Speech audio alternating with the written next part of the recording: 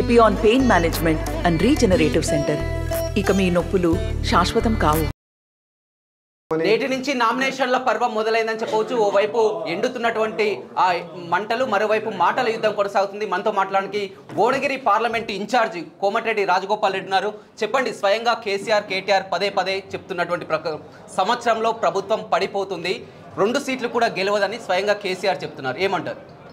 ఇప్పుడు కేసీఆర్ ఏదో కుట్ర చేసి పడగొడదామని ఆలోచన చేస్తున్న మాట వాస్తవం. కానీ ఆయనకు తెలవకుండా ఆయన కుర్చీ కిందనే నీళ్ళు వచ్చినాయి. దాదాపు 38 మంది ఎమ్మెల్యేలు ఉంటే కొంతమంది జాయిన్ అయినరు. మిగతా వాళ్ళందరూ కూడా టీఆర్ఎస్ ఎమ్మెల్యేలు పార్లమెంట్ ఎలక్షన్ అయిన తర్వాత కాంగ్రెస్ పార్టీలో జాయిన్ అవుతామంటున్నారు. ఇప్పుడు గవర్నమెంట్ పడిపోతుందా, ఇంకా బలంగా 5 ఏళ్ళు ఉంటుందా అని మీరు ప్రజలు ఆలోచించుకోవాలి. కడియం సిఆర్కి టికెట్ ఇస్తే వద్దని రిటర్న్ ఇచ్చిండు బీఫామ్. క్యాండిడేట్లు దొరకక ఎక్కడెక్కడి నుంచో పట్టుకొచ్చి బతిలాడి క్యాండిడేట్లు పెట్టిన పరిస్థితి బీఆర్ఎస్ పార్టీది, కేసీఆర్ది. ఎంత దయనీయంగా ఉందంటే బీఆర్ఎస్ పార్టీ పరిస్థితి. మాకే జాలేస్తుంది వాళ్ళని చూస్తే. వాళ్ళు ఎందుకు ఇంత పెద్ద పెద్ద మాటలు మాట్లాడుతారు? వాళ్ళ సినిమా క్లోజ్ అయిపోయింది. వాళ్ళ సినిమా నడిచిన రోజులు నడిచింది.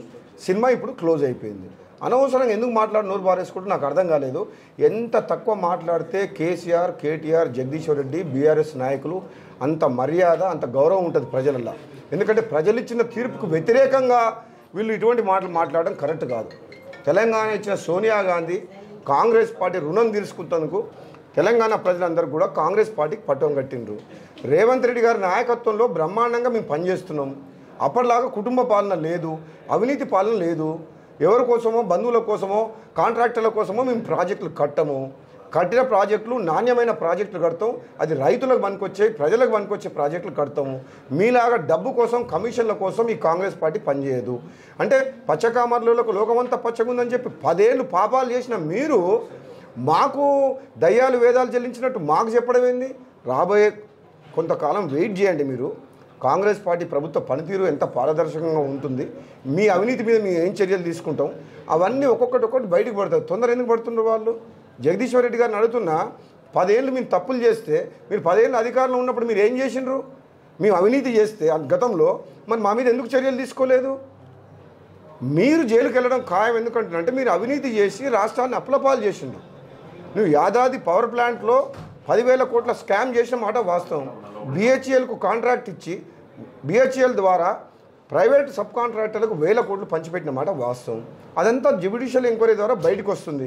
తప్పకుండా అవినీతి జరిగిన ప్రతి విషయంలో కూడా మేము కఠినమైన చర్యలు తీసుకుంటాం. అందులో భాగమే మీరు అవసరమైతే చట్టరీత్యా జైలుకు పోవాల్సి వస్తుంది.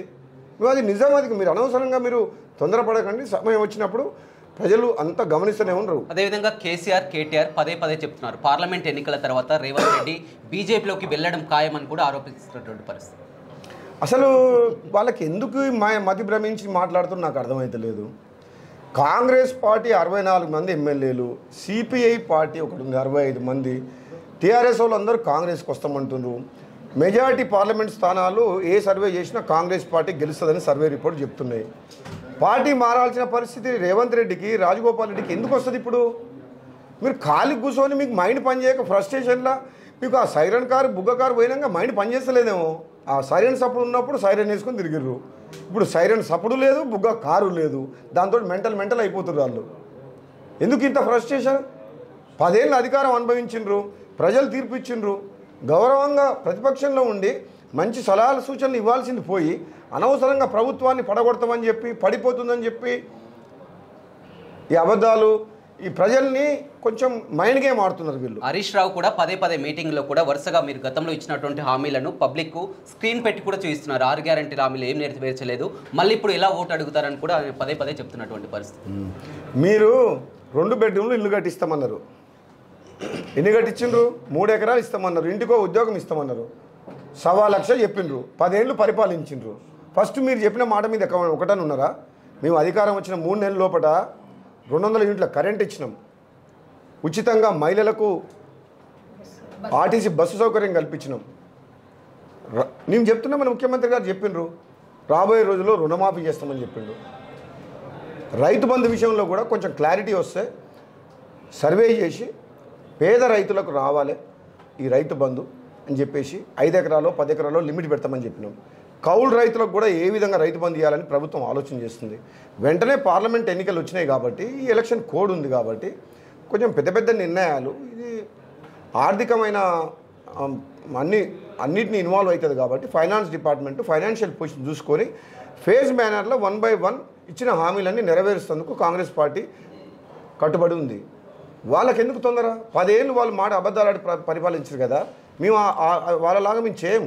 డెఫినెట్గా తెలంగాణ పేద ప్రజల కోసం ఏదైతే హామీలు ఇచ్చినామో రైతుల విషయంలో కానీ పేదల విషయంలో కానీ తప్పకుండా మీ హామీలు నెరవేరుస్తాం. పదే జగదీష్ రెడ్డిని జైలు పంపిస్తా అంటున్నాడు రాజగోపాల్ రెడ్డి. అసలు ఏం తప్పు చేస్తాం? 120 రోజుల్లో వారు చేసినటువంటి ఎంక్వైరీ జైలుకి ఎందుకు పంపిస్తారని కూడా వ్యాఖ్యలు. నేనేమంటున్నా రమేష్, మా ప్రభుత్వం పడగొడతాం పడిపోతుంది అన్నప్పుడు మేము ఏమంటున్నాం అంటే మీరు చేసిన తప్పుల్ని మేము ఎంక్వైరీ చేసి బయటికి తీస్తున్న భయంతో మీరు అట్లా మాట్లాడుతారు కదా. మా ప్రభుత్వం ఏం పడిపోదు, మేము 5 ఏళ్ళు ఉన్నాం, మీ పాపాల చిట్టా అంతా మేము బయటికి తీస్తాం, అవసరమైతే మిమ్మల్ని బొక్కలేస్తామని అంటున్నాం. అంటే ఇక మనం తప్పు చేసి 1000 కోట్లు దోసుకుంటే చట్టం తన పని తను చేసుకుంటూ పోతుంది. కాబట్టి తెలంగాణ ప్రజలందరూ కూడా గమనిస్తున్నారు. జగదీశ్వర్ రెడ్డి కానీ బీఆర్ఎస్ నాయకులు కానీ ఎవరైతే తప్పు చేసిన వాళ్ళే శిక్ష అనుభవిస్తారు తప్పితే మేము అందరి జోలికి ఏం పోం. నిజంగా అధికారాన్ని అడ్డం పెట్టుకొని ప్రభుత్వంలో ఉండి అధికార దుర్వినియోగం చేసి 1000 కోట్లు 1,00,000 కోట్లు సంపాదించిన వాళ్ళందరినీ చిట్టా బయటికి తీస్తామని అంటున్నాం. ఇవాళ తన ఆస్తుల గురించి మాట్లాడుతున్నారు. దానికి సిట్టింగ్ జడ్జి కానీ ఎంక్వైరీ కానీ అవసరం లేదు, మీడియా సాక్షిగా వెళ్దాం. కోమటిరెడ్డి బ్రదర్స్కు ఉన్నటువంటి ఆస్తులు ఏంది, గతంలో వాళ్ళ తల్లిదండ్రులు సంపాదించినటువంటి ఆస్తులు ఏంది, మా ఆస్తులు ఎంతో సిద్ధం, నాగారం వస్తారా, బ్రాహ్మణ వెల్లంలో రావాలా, దేనికైనా సిద్ధం అని కూడా మాట్లాడడం జరిగింది. ఇప్పుడు కోమటిరెడ్డి రాజగోపాల్ రెడ్డి అనే వ్యక్తి రాజకీయాలకు రాకముందుకు 2009 కంటే ముందు వ్యాపారాల్లో ఉండేది. నేను అప్పటికే ఆర్థికంగా బలంగా ఉన్నా. నేను రాజకీయాలకు వచ్చి నా వ్యాపారంలో సంపాదించుకున్న 10 రూపాయలు పేదలకు దాన ధర్మాలు చేసిన తప్పితే నేను అధికారంలో వచ్చి అధికారాన్ని అడ్డం పెట్టుకొని సంపాదించలేదు. నేను జగదీశ్వర్ రెడ్డి దాకా 2014 కంటే ముందు జగదీశ్వర్ రెడ్డి కిరాయి ఇంట్లో ఉండేటోడు, కిరాయి కార్లో తిరిగేటోడు, స్కూటర్ మీద తిరిగేటోడు. ఇప్పుడు 1000 కోట్ల ఆస్తి వచ్చిందని బినామీ పేర్ల మీద సంపాదించుకున్నాం. సూర్యాపేటలో కలెక్టరేట్ బిల్డింగ్ విషయంలో కావచ్చు, శంషాబాద్ ల్యాండ్ల విషయంలో కావచ్చు, నాగారం బంగ్లా తప్పకుండా నిరూపిస్తాం. తొందర ఎందుకు పడుతున్నాడు? ఇప్పుడు రాజగోపాల్ రెడ్డి రాజకీయాల్లోకి వచ్చి ఆస్తులు పోగొట్టకుండా ఆస్తులు సంపాదించిండా అనేది ప్రజలకు తెలుసు. ఏదో పదవి కోసం మెప్పు పొందడం కోసం రాజగోపాల్ రెడ్డి ఈ విధంగా మాట్లాడుతున్నారని కూడా వ్యాఖ్యలు చేస్తారు. ఏం పదవి వద్దురనైనా ఉన్న పదవులే రాజీనామా చేసిన చరిత్ర మాది. నేను 18 నెలల ముందు ఎమ్మెల్యే పదవి రాజీనామా చేస్తే మీ కేసీఆర్ కేటీఆర్ నువ్వు అందరూ వచ్చి మునుగోడులో మా ప్రజల కాళ్ళు మొక్కి ఓట్లు వేయించుకున్నారు. మేము మొత్తం ప్రభుత్వాన్ని మునుగోడు ప్రజల కాళ్ళ దగ్గర తీసుకొచ్చింది. రైట్, ఫైనల్గా చెప్పండి, భువనగిరి పార్లమెంట్ పరిధి ఏ విధంగా ఉండబోతుంది? మన చూడడం జరిగింది, నకరికల్లో 60,000, ఆలేరులో 50,000 అంతా కూడా. ఇప్పుడు ఆ మెజార్టీ రాబోతుందా, ఎలా ఉండబోతుంది? 100% భువనగిరి పార్లమెంటు నియోజకవర్గంలో ప్రతి నియోజకవర్గంలో మీరు బీర్ల ఐలయ్య గారు పక్కన ఉన్నారు, మా పార్లమెంట్ అభ్యర్థి యువకుడు, యూత్ కాంగ్రెస్ ఎన్ఎస్సీలో పనిచేసి ఒక మంచి అవగాహన చదువుకున్న వ్యక్తి, రేపు కేంద్రంలో మా పార్లమెంట్ సభ్యునిగా ఉంటే మాకు ఈ ప్రాంతానికి న్యాయం జరుగుతున్న నమ్మకం మా ప్రజల్లో ఆల్రెడీ వచ్చేసింది. కిరణ్ కుమార్ రెడ్డి చదువుకున్న వ్యక్తి, ఒకసారి బూర నరసాయికి అవకాశం ఇచ్చారు, ఒకసారి రాజగోపాల్ రెడ్డికి, ఒకసారి వెంకటరెడ్డికి ఇచ్చిండ్రు. కిరణ్ కుమార్ రెడ్డి యువకుడు చదువుకున్న వ్యక్తికి ఇస్తే ఈ ప్రాంతానికి లాభం జరుగుతుంది. డెఫినెట్గా 100% ప్రతి నియోజకవర్గంలో 50,000 మెజార్టీ, అంటే మా 7 అసెంబ్లీలలో కలిపి 3.5 లక్షల మెజార్టీతోటి మా పార్లమెంట్ అభ్యర్థి గెలవబోతుండు. వాళ్ళ క్యాండిడేట్ లేడు, క్యాండిడేట్ దొరకకుండా బదిలాడి పెట్టుకున్నారు. డిపాజిట్ వచ్చే పరిస్థితి లేదు బీఆర్ఎస్ పార్టీకి. అసలు ఇంతసేపు మాట్లాడడం దండగా ఈ బీఆర్ఎస్ పార్టీ గురించి, జగదీశ్వర్ రెడ్డి గురించి, బీఆర్ఎస్ గురించి మాట్లాడి టైం వేస్ట్ చేసుకునే దానికంటే ప్రజలతో మమేకమై తిరగడం కరెక్ట్ అనిపిస్తుంది నాకు. మీరు అడుగుతున్నారు కాబట్టి చెప్తున్నా. కానీ ఎవరితో ప్రధానంగా మీ పోటీ ఎవరితో ఉండబోతుంది? బీజేపీనా బీఆర్ఎస్? నాకు బీజేపీ ఇక్కడ లేదు. బీజేపీ పార్టీకి 72,000 వచ్చినాయి 7 అసెంబ్లీ కలిపి. బీఆర్ఎస్ పార్టీ మొత్తం ఇప్పుడు దివాలు తీసింది, మొత్తం డిపాజిట్ వచ్చే పరిస్థితి లేదు. మాకు పోటీ ఇప్పుడు మా 7 నియోజకవర్గం మా ఎమ్మెల్యేల మధ్య మాకే పోటీ. నీ దగ్గర ఎక్కువ మెజారిటీ వస్తుందా కాంగ్రెస్కు, నా దగ్గర ఎక్కడికి వస్తుందా? మేము పోటీ పడుతున్నాం కానీ మాకు పోటీ భువనగిరి పార్లమెంట్లో ఎవరితో లేదు. వాళ్ళు చెట్టు పేరు చెప్పి కాయలు అమ్ముకున్నట్టు బూర నరసయ్య గారు ఏమైనా మోడీ పేరు చెప్తుండ్రు. అరే మోడీ ఢిల్లీలో ఉన్నట్టు రాబాయి, కాదంటలేము. కానీ ఇక్కడ మాత్రం తెలంగాణ ఉన్నది ఏంది? ఎవరు? కాంగ్రెస్ ప్రభుత్వం. గ్రామాల్లో ఏ పార్టీ స్ట్రాంగ్ ఉంది? ఏ పార్టీకి కాంగ్రెస్ పార్టీ, ఏ పార్టీ కార్యకర్తలు ఉన్నారు? ప్రాణం ఇచ్చే కార్యకర్తలు కాంగ్రెస్ పార్టీకి ఉన్నారు. కాబట్టి ఇక్కడ గెలవబోయేది కూడా కాంగ్రెస్ పార్టీ అభ్యర్థి Chamala Kiran Kumar Reddy. Majority Nalgonda parliament majority, Bhuvanagiri parliament majority ఈక్వల్గా ఉంటుంది నాకు తెలిసినంత వరకు. నేను గ్రామాల్లో తిరుగుతున్న ఇన్ఛార్జ్గా 7 ఎమ్మెల్యేలతో కలిసి మేము అందరం కలిసి పనిచేస్తున్నాం. ఎక్కడ పోయినా కార్యకర్తలు ఎంత ఉత్సాహం ఉందంటే తప్పకుండా మేము పార్లమెంట్ అభ్యర్థిని గెలిపిస్తామంటున్నాం. పార్టీ అధిష్టానం నిర్ణయించిన అభ్యర్థే ఫైనల్. మేము క్రమశిక్షణగా కార్యకర్తలుగా మేమందరం ఒక సైనికుల్లాగా పనిచేస్తాం. మే 13 తారీఖు వరకు నేను అందరినీ కూడా కోరుకుంటున్నా, మా కాంగ్రెస్ పార్టీ కార్యకర్తలు ఏదైనా చిన్న మేము మాట్లాడుకుని తప్పితే మీలాగా ఎన్ని గ్రూపులు ఉన్నాయి దాంట్లో. అసలు హరీష్ రావు కేటీఆర్కే పడతలేదు. హరీష్ రావు రెడీగా ఉన్నాడు బీజేపీలో పోతందుకు, మమ్మల్ని బీజేపీలో పోతామంటారు. హరీష్ రావు ఆల్రెడీ అమిత్ షా తోటి మోడీతో మాట్లాడుకోండు, ఎప్పుడో ఎమ్మెల్యేలను తీసుకుని వెళ్ళిపోతాడు. ఆ సంగతి చూసుకోండి ఫస్ట్. మా సంగతి ఓవరాల్గా ఎలా ఉండబోతుంది? రాష్ట్ర వ్యాప్తంగా ఎన్ని ఎంపీ స్థానాలు సాధించబోతున్నారు? ముచ్చటగా 3వ సారి కూడా అధికారం మాదే అని మోదీ ప్రచారం చేస్తున్నారు. ఓవరాల్గా ఎలా ఉండబోతుంది? రాష్ట్రంలో, తెలంగాణ రాష్ట్రంలో రేవంత్ రెడ్డి గారి నాయకత్వంలో కాంగ్రెస్ పార్టీ బలంగా ఉంది, ఇంకా బలపడుతుంది. టీఆర్ఎస్ పార్టీ ఖాళీ అయితే 75% కాంగ్రెస్లోకి వస్తే 25% బీజేపీ సైడ్ చూస్తున్నారు. దాన్ని బట్టి అర్థం చేసుకోండి, కాంగ్రెస్ పార్టీ బలోపేతమవుతుంది రేవంత్ రెడ్డి గారి నాయకత్వంలో. కాబట్టి తప్పకుండా మెజార్టీ పార్లమెంట్ స్థానాలు కాంగ్రెస్ పార్టీ గెలుస్తుంది. జరిగినటువంటిలో 11 స్థానాలు సాధించింది. కొంచెం సమయం దొరికినట్లయితే సూర్యాపేటలో ఓడిద్దేవానని 100% తప్పే ఉంది. నేను నెల రోజుల ముందు కొంచెం ఇంత ముందు జాయిన్ అయితే జగదీశ్వర్ రెడ్డికి డిపాజిట్ కూడా రాకపోయేది. నేను గజ్వేల్లో పోటీ చేద్దాం అనుకున్నా, అసలు నేను మునుగోడులు అనుకోలే. ఎందుకంటే నన్ను ఓడించిన ఉప ఎన్నికల్లో కేసీఆర్ 100 మంది ఎమ్మెల్యేలను తీసుకొచ్చిండు. కూసుకుంట్ల మీద మా శివుడి ముక్కల మీద పోటీ చేద్దామనుకున్నా. నేను అసలు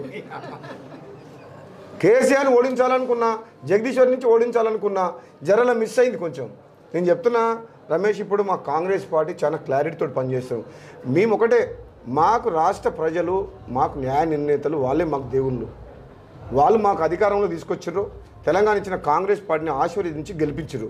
కాబట్టి కాంగ్రెస్ పార్టీ 5 ఏళ్ల పాటు మంచి పరిపాలన, నీతివంతమైన పాలన, ప్రజాపాలన కొనసాగిస్తుంది. తప్పకుండా భువనగిరి పార్లమెంట్ నియోజకవర్గ ప్రజలందరూ కూడా గతంలో నేను చేసిన సేవలు కావచ్చు, మా సోదరుడు కోమటిరెడ్డి వెంకటరెడ్డి చేసిన సేవలు కావచ్చు, ఇప్పుడున్న ఈ ప్రాంతంలో ఉన్న ఎమ్మెల్యేలు అనిల్ రెడ్డి గారు, ఐలయ్య గారు, మీ అందరం బలంగా ఉంది కాంగ్రెస్ పార్టీ నాయకత్వం. కాబట్టి తప్పకుండా మా పార్లమెంట్ అభ్యర్థి పెద్ద మెజారిటీతో గెలవబోతున్నాడు. Thank you. రైట్, చూడొచ్చు రాష్ట్రంలో అత్యధిక ఎంపీ స్థానాలు గెలవడం ఖాయమని. అదేవిధంగా మొత్తం మీద ప్రజలు గతంలో కేసీఆర్ పాలన, ఇప్పుడు రేవంత్ పాలన చూస్తున్నారు. ఖచ్చితంగా ప్రజలు కేసీఆర్ నమ్మేలా లేరు. బీఆర్ఎస్ పార్టీ పని ఖతమైపోయిందని, అత్యధిక స్థానాలు గెలవడం కూడా ఖాయమని కూడా భువనగిరి పార్లమెంట్ ఇన్ఛార్జి కోమటిరెడ్డి రాజగోపాల్ రెడ్డి చెప్తున్నారు. Vote studio. మరిన్ని వీడియోస్ కోసం ఛానల్ ని సబ్స్క్రైబ్ చేయండి. లేటెస్ట్ అప్డేట్స్ కోసం వాట్సాప్ ఛానల్ ని ఫాలో చేయండి. అండ్ లింక్ డిస్క్రిప్షన్ లో ఉంది.